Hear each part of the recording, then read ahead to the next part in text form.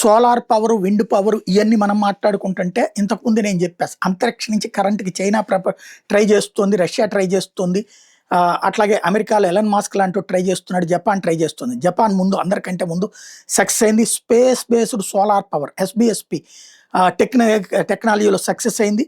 ఒహిషామా అంటే సూర్యుడు అనమాట అనే ప్రాజెక్టుతో, ఒహిసామా అనే ప్రాజెక్ట్ ద్వారా అంతరిక్షంలో సోలార్ పవర్ని వైర్లెస్గా భూమికి తీసుకురావడం సాధ్యమని నిరూపించుకుంది.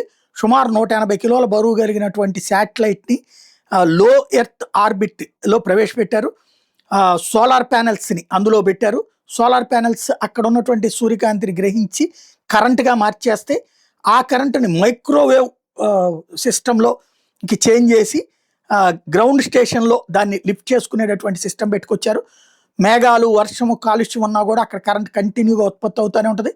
రాత్రి పగలు తేడా లేకుండా పవర్ సప్లై జరుగుతూ ఉంటుంది. దాంతోపాటు ఎలాంటి పొల్యూషన్ లేనటువంటి పవరు. దీనికి సంబంధించినటువంటి ఖర్చు వచ్చేటప్పటికి మైక్రోవేవ్ ప్రసారంలో భారీ ఉపగ్రహాలకు అయ్యే ఖర్చుని కొంత తగ్గించుకుంటే రాబోయేటటువంటి రోజుల్లో తక్కువకి సింపుల్ పవర్ని అందించేటటువంటి అవకాశం ఉంటుంది.